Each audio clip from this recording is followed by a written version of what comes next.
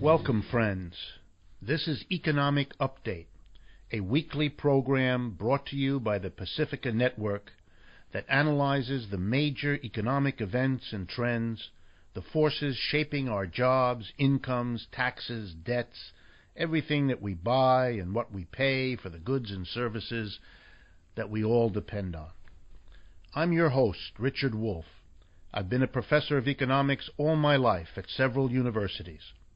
Currently, I'm a visiting professor in the Graduate Program for International Affairs of the New School University in New York City.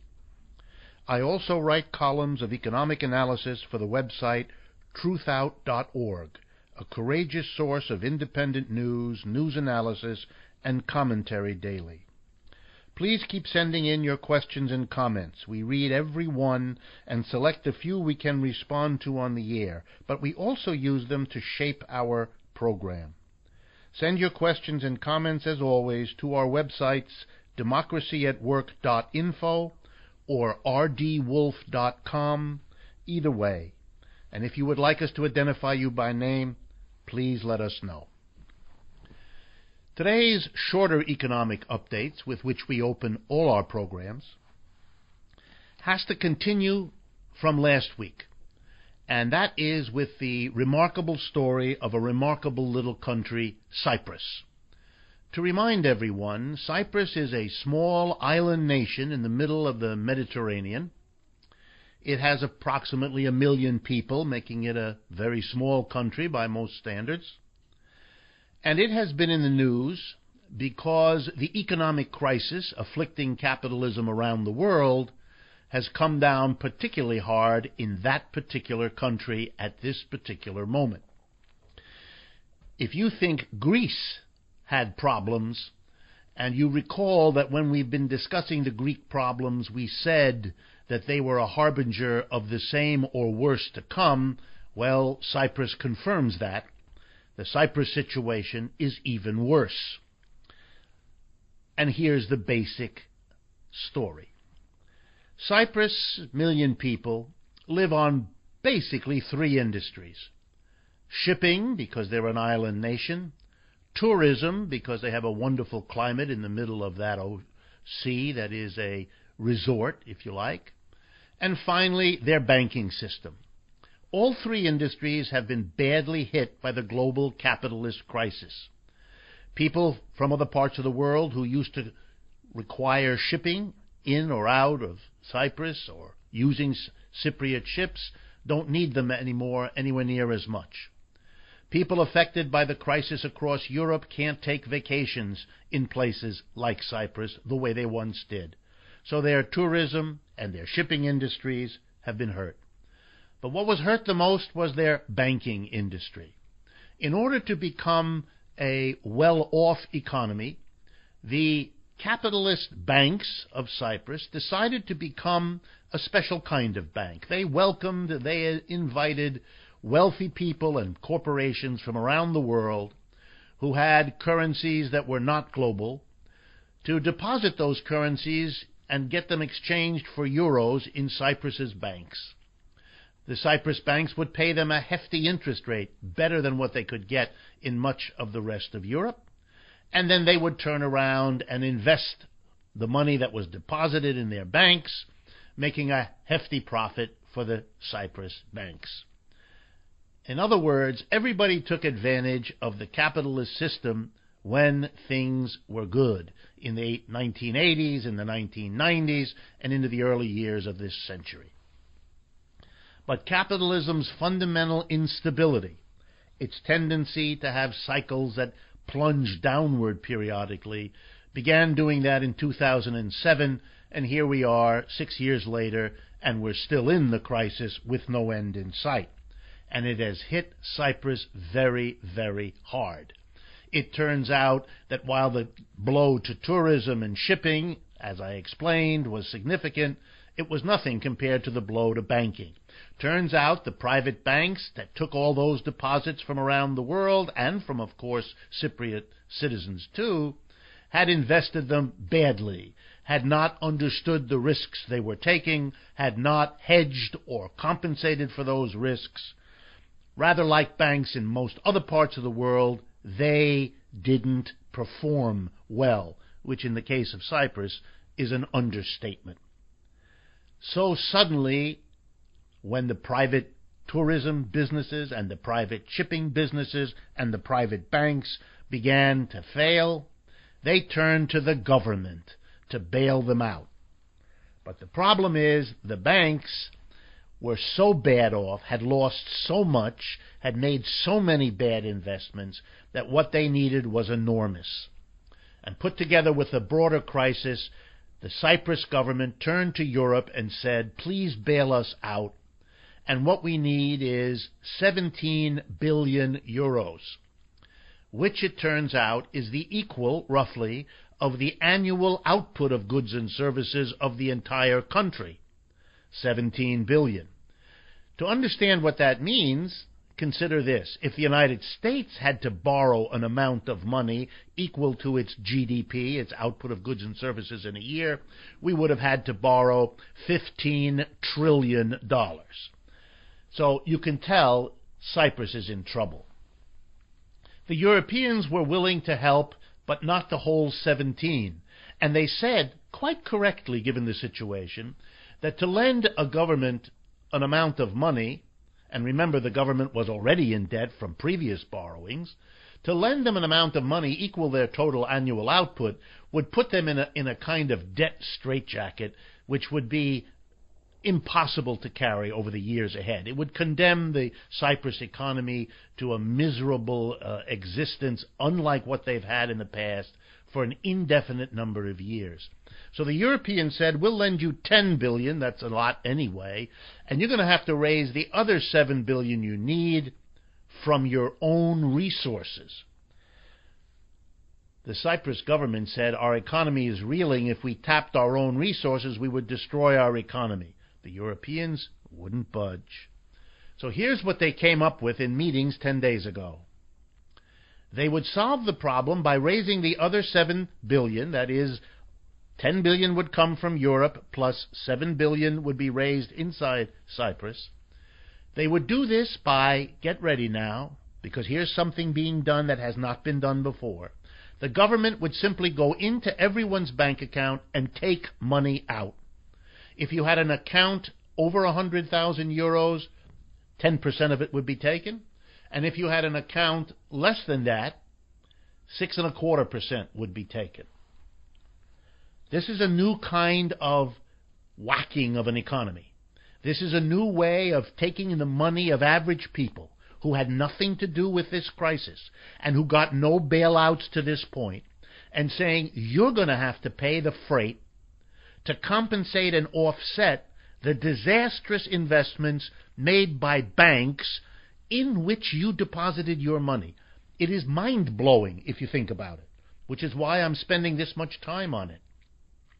The people of Cyprus got furious, and they went out in demonstrations weekend before last, and they changed everything. They said, we won't tolerate it, and they forced the government in Europe, the government in Cyprus, to back down. And the new arrangement, solidified the following week, is as follows. And let me assure you that this will change again, but as of this broadcast, here's the story. People with accounts in the bank of less than $100,000 will not be tapped.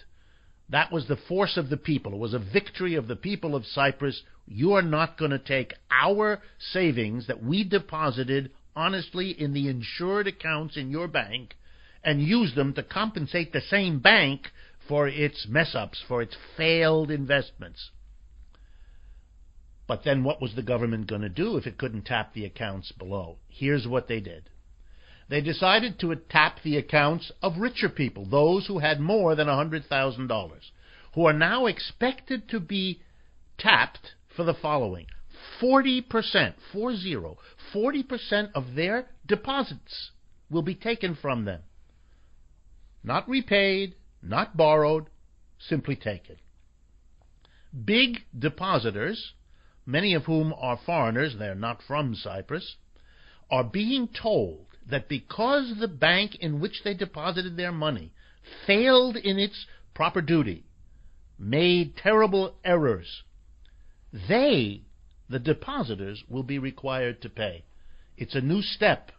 It shows you how desperate the crisis is and how far the politicians and bankers, and by now they're basically the same people, how far they're willing to go to make people who have nothing to do with this crisis pay for its costs. It's austerity on steroids. It's extraordinary. And guess what the message here is for everyone? Watch out. As this crisis continues, and I'm speaking here not just of Cyprus, not just of Greece, of all of Europe and of the United States too, as the costs keep mounting, as the crisis continues, as the politicians fail to end it, they will be required to find ever more new sources of money to pay the cost. They don't want to charge the large corporations. They don't want to charge the wealthy in their society. They're coming up with other plans. And this extension to depositors in banks is or should be a wake-up call for everyone. The banks opened on Thursday of the last Thursday in March in Cyprus. Everyone knows that depositors in Cyprus are going to desperately try to pull their money out of these banks because given the prognosis of the Cypriot economy, who knows when the government will come again with Europe's backing and take more of their deposits. They're not going to wait. In order to control that situation, because it could collapse the Cyprus economy tomorrow. Just imagine if millions of people, or 1 million in that country, and all the foreign depositors pull their money out of Cyprus and move it to another country. That will make a bad situation in Cyprus twice as bad. So the government has had to react, and here's what it's done. You can't take more than a few hundred euros out of the cash machine. You can't take more than 5,000 euros a month out of your accounts in any form for any purpose. They can't leave the country. There is a new kind of reality. If you have a euro, their currency over there, in another part of Europe, you're free, under the rules of the European Union, to move it at will. If you have money in a Cyprus bank, you have no freedom at all. What this is going to do to the future of banks, their biggest industry, is incalculable, except we know it's bad. This is a sign to be paid attention to. A small corner of the world economy, but powerful in what it teaches and what it suggests.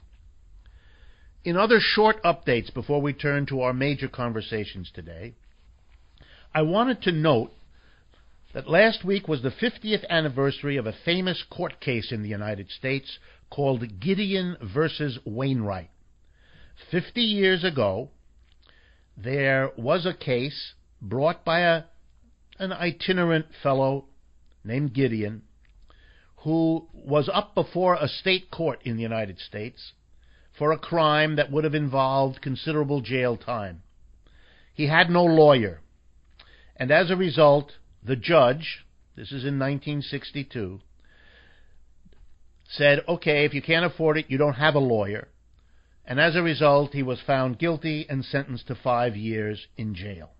This case went all the way up to the Supreme Court, and the Supreme Court ruled unanimously that any defendant in a state court, in any of the 50 states of the United States, who faced significant jail time, had to be provided with legal representation, whether or not he or she could afford it.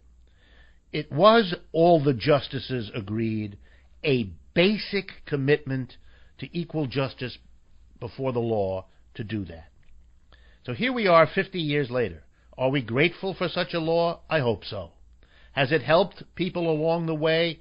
Definitely. But it's one thing to guarantee legal counsel. It's another thing to guarantee the kind of legal counsel that a person ought to be able to access, whatever he or she has to spend. Either you provide equal justice or you don't.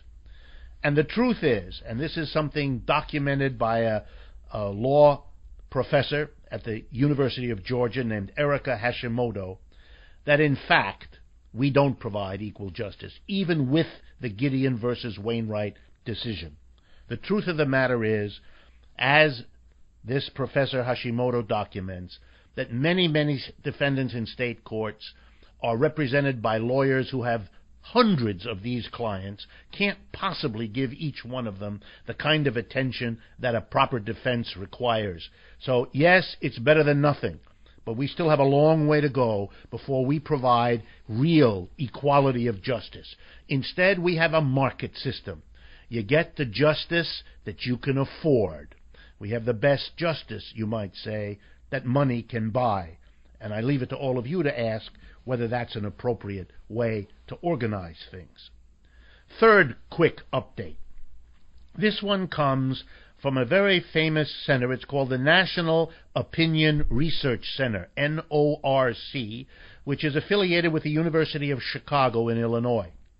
And they do wonderful research, and in late March of 2013, they released the results of a study.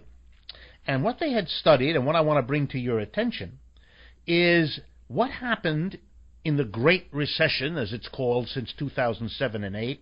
What happened to jobs? Well, we know, as the big fact, that the unemployment rate before the crisis hit, 2007, was about 4.8%. And that it zoomed up in 2009 and 10 to about 10%. And it has come down since then to about 7.5%, 7.6%, depending on how you count. Which means it's only halfway back to where it was, and let's remember that 4.8% still means millions of people without a work. So there is no recovery in the labor market. But here comes the results of the NORC study. Let me read the key sentences to you. During the Great Recession that began in 2008, about one-half of the U.S. jobs lost were middle-class positions, but only about 2% of the jobs gained in the recovery pay middle-class wages. And here, by the way, the cutoff is $35,000 a year. In other words, not only have we not recovered the jobs lost in the Great Recession, but even the jobs that have been recovered are jobs at a lower standard of living, a lower rate of pay. Wow.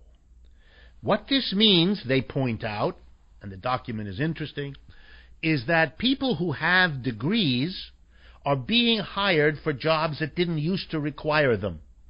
And people who don't have degrees, in the end, face the worst possible conditions. Okay, for the final short update, a lesson, we might say, from China. And the statistics from China are remarkable, so I want to stress them with you. Most recently, China is discovering that what is the good news for a while can become the bad news. What was the good news in China? The good news in China was that wages were so low that companies from around the world, and particularly from the United States, Europe, and Japan, moved to China, closed their factories and offices in the countries where they were born and grew up, and moved to China to take advantage, above all, of the low wages. To give you an idea, I looked it up, and in Wuhan, a very important industrial center in China, where there are factories of the Japanese automaker Nissan and the Japanese automaker Honda, the basic wage in the auto factories is $333 a month. An American auto worker would not accept and would not be paid that amount of money in a week because it would be too small. So you can see what the attraction has been. Low wages in China bringing jobs. But of course, if you move your production to China, you get the advantage of low wages, but you get a disadvantage, which is you have to bring the finished car all the way back to the United States. You have to ship it on a ship that takes a long time. You have to pay all the labor costs. You have to pay all the energy costs to move that ship across the oceans. So you have a lot of extra costs. But the wages are so much lower that even after you add all the costs of loading it on the ship, moving it across the ocean, unloading it here in the United States, and shipping it by train to the various showrooms where you finally buy these cars, it's still an advantage. And so China had an economic boom in the last 25 years as the world's capitalists took advantage of the low wages of working people in China. But all good things like that come to an end. Capitalist corporations have been upset in recent years because the wages in China are rising. And they're rising for two reasons. There's a limit to the number of people. China has become the manufacturing center for the world, and they don't have an unlimited number of young people, because that's who they want, people with a lot of energy who can work many, many hours, as they typically do, often under poor conditions.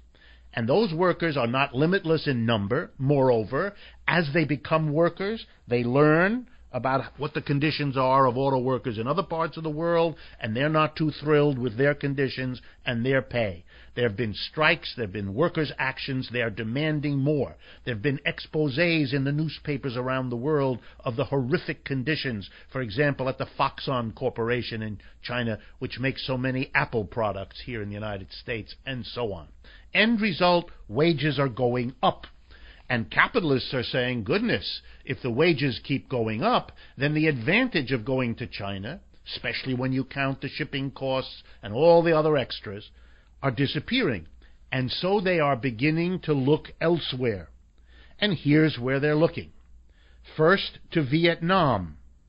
What is the monthly wage for a factory worker in Vietnam as compared to China? Well, China, as I told you, in Wuhan, $333 a month. Hanoi, $111 a month. Phnom Penh in Cambodia, $82 a month. And in Dhaka, in Indonesia and the Philippines, as little as $78 a month. And so businesses are beginning to leave China. This is a very serious affair. Why? Over the last 20 years, hundreds of millions of Chinese working people have left the farms, have left the rural areas, have left the countryside to take up residence in China's booming cities and to find jobs in industry. There has been a fantastic social change, rural to urban, agriculture to industrial, something that took hundreds of years in the West to accomplish in Europe and the United States, has been done in decades in China. The reverberations of this will shape Chinese and world society for decades to come. But meanwhile, what in the world will China do if the jobs in industry to which all those hundreds of millions of people moved start leaving? Because capitalists are driven by profit, not by the social changes they cause and not by the social disasters their leaving implies. We know from what happened in the United States to places like Detroit, Cleveland, Camden, New Jersey, and many others when capitalists left. China got the benefit as capitalists went there, but China now faces the problem of what will happen and what to do if they become a victim of the same profit-maximizing mobile capital that once transformed China into the modern industrial powerhouse it now is.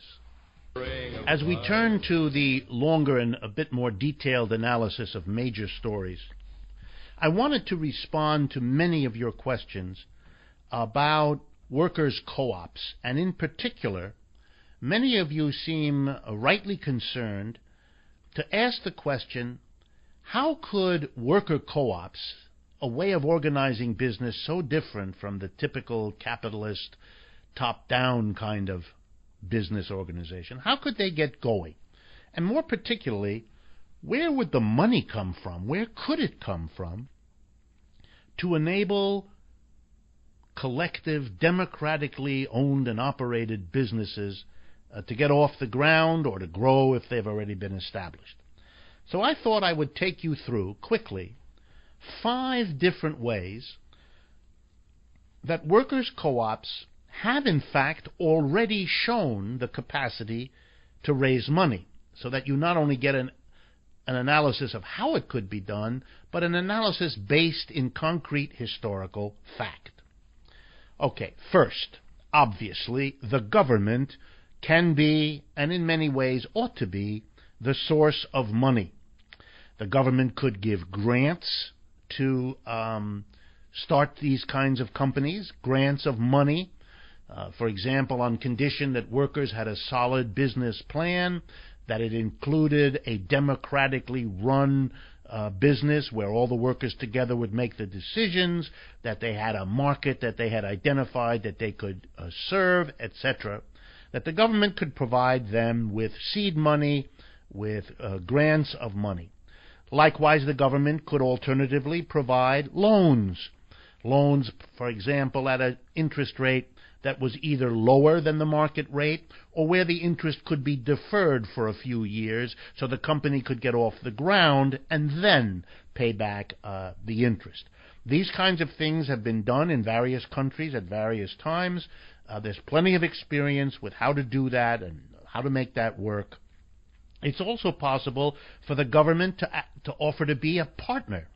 For example, it could be a partner with a trade union to establish a worker-run business. It could be a partner with a community organization. The government could be a partner with churches, synagogues, mosques that were interested in helping their parishioners by developing enterprises that were cooperative in nature. So that either on its own or as a partner, the government could provide important seed capital for building or expanding worker-owned co-ops. And the rationale, we should be clear, is simple.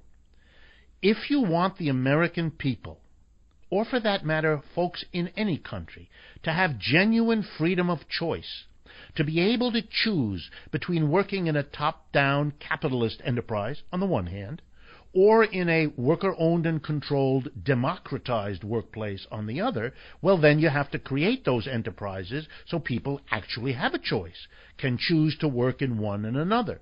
And likewise, the rationale extends to the public in general.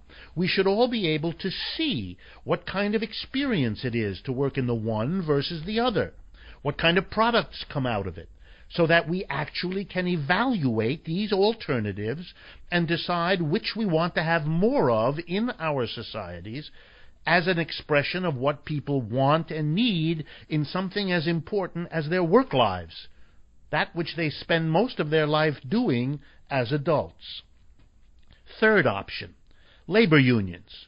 Labor unions could begin to think of themselves, as they once did historically, as not only an agent that bargains collectively for the workers to get a better deal from the employer, but as also an agent to help workers, particularly unemployed workers, but workers in general, who would rather develop a worker-owned, a worker-operated, a democratically self-directed workers' enterprise.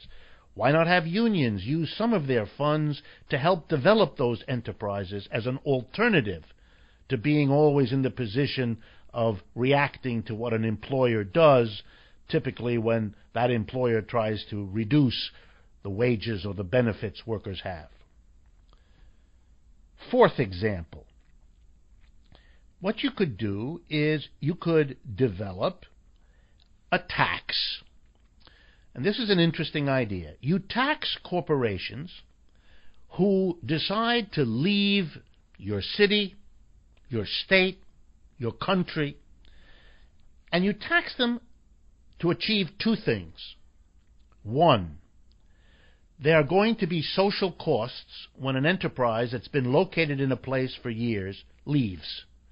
Upset lives, lost jobs, lost incomes, lost tax revenues.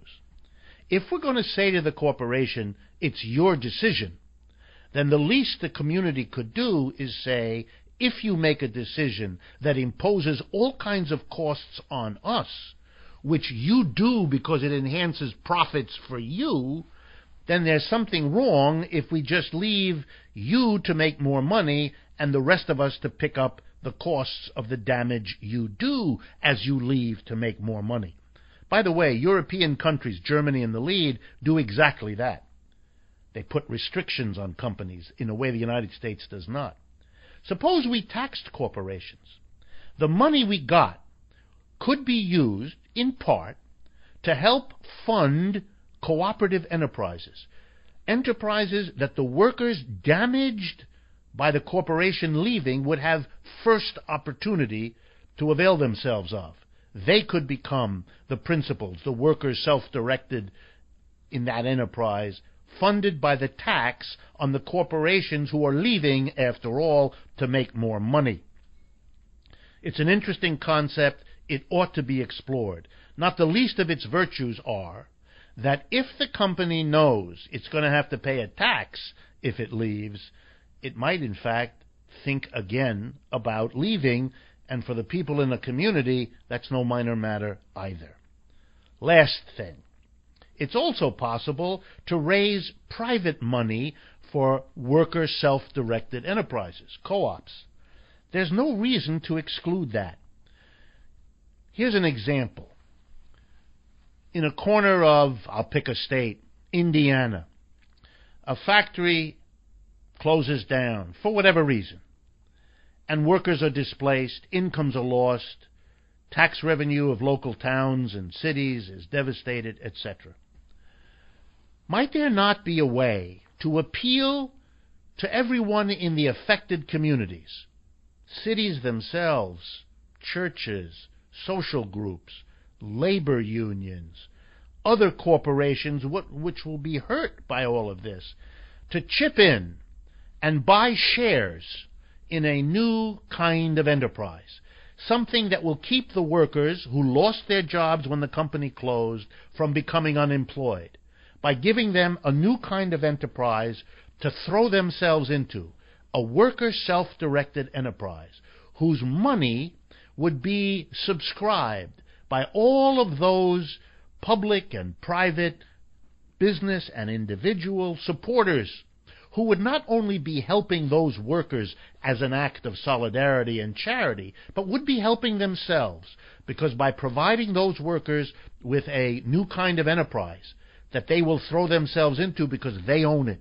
they run it, as well as work in it, they will also be helping themselves. If that enterprise gets going, it'll pay taxes, which will help the cities and towns and state. If that enterprise gets going, it will place orders to other enterprises in the environment, and that's good for them. And it will keep those people in their homes because they'll earn incomes and can sustain their mortgages, and that'll support housing values. You see the point? We could use even privately raised money to create this new, better way to organize work, giving Americans a choice. And here's a final thought. If a company closes or leaves and is replaced, that is a capitalist company, by a worker self-directed enterprise, just think of how it could advertise its output of goods and services. We are a collective. We are citizens just like you. We've organized an enterprise that we ourselves run. And by keeping it going, you help us and you help yourselves. You can do something to offset the devastation when capitalist companies, for their own profits, pull up stakes and leave. Here's your chance to do something. Buy our products. Buy a share in our company to give us the money to make a successful enterprise. I think the American people would rally to it, and it would provide a source of money that would surprise many. The second major discussion topic for today's program has to do with economics education in the United States. And here I'm thinking about education at the level of colleges and universities. I want to talk about how that education now proceeds, and I want to talk about how it ought to proceed. First, let me begin with a comment. As a professional economist all my life, as a college teacher all of my life, and in recent years as someone who talks a great deal in public meetings, on radio and television, on the internet, about economics, I have to be honest with you and say that what we call economic literacy, the understanding of our citizens about the economic realities they face, leaves a good bit to be desired. Some things are well understood, but many are not. And I fault the education system for that. I think that between what you learn and don't learn in school and what is then transmitted on the mass media is not adequate as a way of equipping citizens in a modern society to understand and therefore successfully cope with what's happening in the economies upon which they depend. So let me review briefly what is taught in 95 or more % of the economics curricula in colleges and universities across the world. And I really can say this because it has become a global situation, no longer limited to these countries or those regions of the world. One theory of economics prevails across universities and colleges, Western Hemisphere, Eastern Hemisphere. It is remarkable. And this theory is called by its formal name, neoclassical economics, but you can also think of it as mainstream economics. It's what mostly gets taught. And it is a theory which was begun by and has been developed by people who happen to believe that capitalism is a wonderful, positive economic system. Indeed, the best human beings have so far devised, and therefore to be celebrated and to be imitated where it doesn't already exist, and then to be fine-tuned because it is such a great thing to begin with.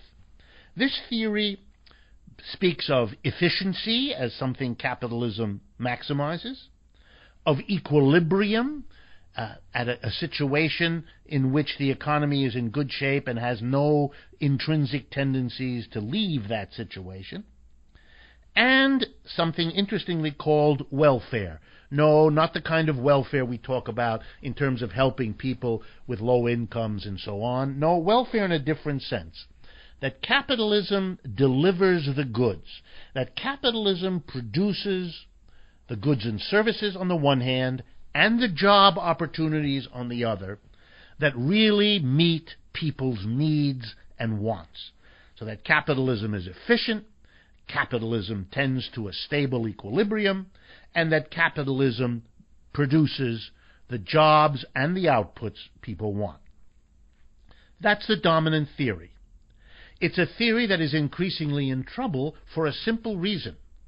It's too far different from the reality most people live, and that is a death knell for all theories. When the practical reality you live is a daily contradiction to the theory you're taught to believe, something has to give. Sure, some people will rethink the reality to bring it in line with the theory. There are always folks that do that. But there will be plenty of people who go the other way and who begin to question the theory when the reality seems to demand it. Well, the mainstream has always allowed one kind of criticism, at least for the last 75 years. And this criticism says, yes, capitalism is wonderful. Yes, capitalism is efficient in general. And yes, it produces what people want, more or less. But it has flaws. And in particular, it has a tendency to be not in equilibrium. In other words, it's unstable. Things inside capitalism produce business cycles, periods of upswing and prosperity, but those are offset by periods of downswing, recession, depression. The chief theorist of this, let's call it mild criticism of capitalism, was the British economist John Maynard Keynes, who wrote his critique of capitalism in the depths of the Great Depression of the 1930s. And there he said we have to face that the capitalism we all love and admire, he made that crystal clear that that was his view, that capitalism we love and admire has flaws and weaknesses. We have to face them, we have to understand them in order to find solutions. And he did that. And in his great book, The General Theory, published in 1936 and studied by economists ever since, he developed the basic ideas which we now call monetary policy and fiscal policy that he thought could and should be used by the government to prevent, to offset, to shorten, to soften the instabilities, the cycles of capitalism. Monetary policy should be handled by the central bank, he wrote. And so it has been in the United States, for example, that the Federal Reserve, the name we give to our central bank, has been in charge of trying to cope with economic downturns in the way that the Federal Reserve is currently doing, by pumping money into the economy, new money, by keeping interest rates very low, and so on. Fiscal policy is what the rest of the government should be doing, using its power to tax and its power to spend the tax monies it raises to stimulate the economy when it's down and to limit it when it is booming along at too high a pace. So Keynesian economics is a mildly critical approach to capitalism. Most economics departments in most countries teach only the celebratory neoclassical economics. But a good number of them, particularly in down times like today, also teach some Keynesian economics. But what's missing from most economics departments, and it couldn't be more urgent to deal with this problem now, is an approach to economics that is fundamentally critical of capitalism. And by that I mean Marxism, because what Marx begins early in the 19th and middle part of the 19th century has been developed since then into the most developed, sophisticated, rich, and diverse tradition of analyzing capitalism, which was what most Marxists have always done, but from a critical point of view, from a point of view that capitalism isn't particularly efficient, that capitalism is wildly and uncontrollably unstable, and that capitalism does not, in fact, serve the needs and desires of the mass of people, but only for a small group at the top, those who own the means of production, those who make the basic decisions in boards of directors of corporations, and so on. The point is not to argue for or against Marxian economics as opposed to either Keynesian economics or neoclassical. That's not my point. My point is that it is unconscionable and indefensible to exclude Marxian economics from the curricula of our colleges and universities. Notice I'm not saying anything about socialist and communist economies, so-called, what have existed in the Soviet Union, Eastern Europe, the People's Republic of China, and so on. That's another matter. I think those economies should be studied to learn from their history, but that's another matter. I'm talking about analyzing the system that exists in most parts of the world called capitalism. And I'm insisting that to understand capitalism, to figure out its problems and to solve those problems, you need not only to study theories that love and celebrate capitalism, as both neoclassical and Keynesian economics fundamentally do, but you also need to study the critical approach, Marxian theory, because its focus on capitalism's weaknesses, flaws, its inefficiencies, its disequilibria, and its failure to meet people's needs are crucial. Marxian economics points to exploitation, something the other theories do not look at. It points to the inequalities and the lack of democracy that capitalism promotes. And again, the point is not to argue about whether it's right or not. It's to argue that you haven't been properly educated if you don't understand a critical perspective. Let me close this point with a metaphor. If you wanted to understand the family that lived down the road from you, that had a mother, a father, and 2 kids, and you knew that one of the children thought the family was the greatest thing that any family could be, but the other child thought it was a dysfunctional family that was psychologically messed up. If you wanted to understand the family, would you talk to only one of the 2 children, or would you think it was appropriate to talk to both of them? Needless to say, you'll draw your own conclusions. You will put together what you learn from both children to form your own opinion. But you need to hear both of them, otherwise you're not doing your own understanding any service at all. The same applies to economics, and it's long overdue to change that in the colleges and universities of this world. In this section of our program, I respond to some questions that you've sent in that I think represent many folks' concerns and interests. The first one has to do with pumping money into the economy at a downtime and what the risks are for inflation. This is a subject about which our political and media leaders are, and I'm going to be polite here, somewhat confused when they're not simply wrong and uninformed. Let's do this on a very basic level.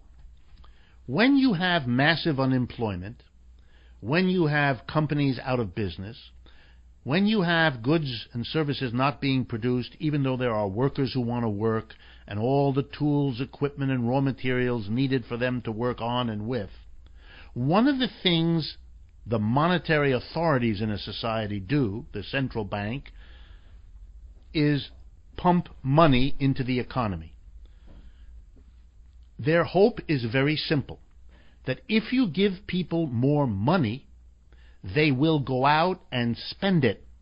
They will want to buy more goods and services with the money, and that will lead store owners to say, wow, I can make more profits if I order more goods and services from my providers, from the companies that make the goods and services, so I'll be able to have them on hand to sell to the people who have the new extra money. So the idea is pump more money into the economy, and it will lead to more goods and services being produced, and that means more jobs for people producing the goods and services. That is the hope. Does that sometimes work? Yes.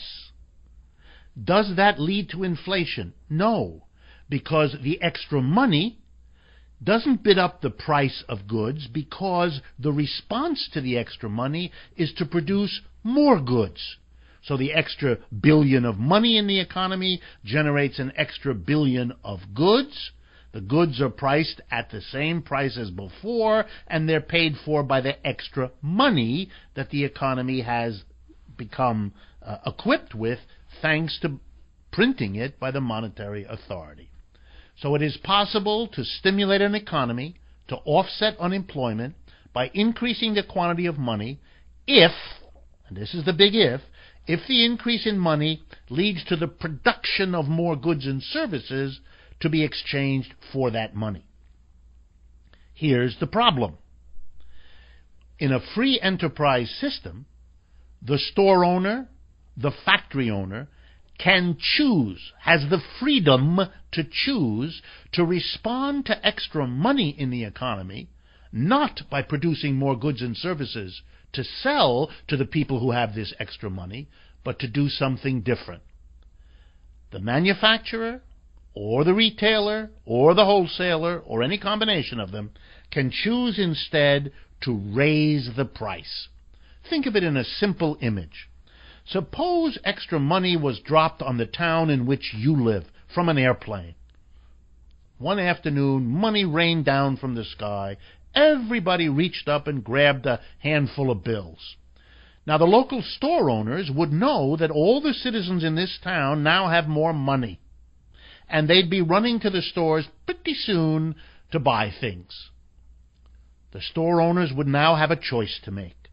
You could call your supplier and get more stuff to sell these people. coming in with their new money.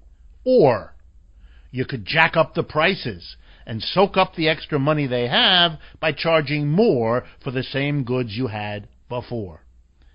If capitalists, businessmen and women in charge of our stores, our factories, and our offices respond to increasing money that the government pumps in by raising prices, then we will have an inflation. If they respond by ordering more goods to be produced, we will have what Keynes and others hoped we would have: an increase in employment and production and well-being in our society, and no inflation, even though we increase the quantity of money. Final point. That is why sometimes when governments have increased the quantity of money in the hope that it generates more production of goods and services and thus more jobs, but have found themselves frustrated by the pressure of companies to raise prices rather than to produce more goods, that the government has imposed something called a wage price freeze. We did that here in the United States back in 1971 under President Nixon, and for the same simple reason. If the government forbids companies from raising their prices, and forbids, by the way, unions from raising wages, which is what President Nixon did in 1971 in the United States, well, then you make sure that your monetary policy works, because you increase the quantity of money and you forbid by law, by threatening to jail any capitalist who raises prices, any unionist who raises wages. Then you can be sure that the extra money finds its way into the purchase of goods and services rather than into the unwanted inflation. Last point, and we're running out of time. How would a group of educators, teachers, operate in the idea of a worker self-directed enterprise? Well, the answer here is simple. We want education to be responsible to the teachers, the parents, the community, and we already do that in the United States to a good deal with public education. That is, there are public elections of school boards in many parts of the world. There are public elections of political officials who have authority over the schools. So we try to make them responsible to the people through the government. The point would be to create schools that are run by the teachers in them, where the teachers are their own administrators, or rotate the administrators' function among themselves. That also exists. Magnet schools in the United States in recent years have made that experiment. There's a long tradition of that in the education systems of many countries. So I don't think there's the slightest problem. And I think we might understand an extra virtue of schools that were run by the teachers who became their own administrators rather than being controlled by administrators from above. If we want to teach our children the virtues, the benefits of democracy, of self-government, then what better way to do that than having them see in action, up close and personal, how self-governing democracies work in the schools that they spend so many of their early years in and day out.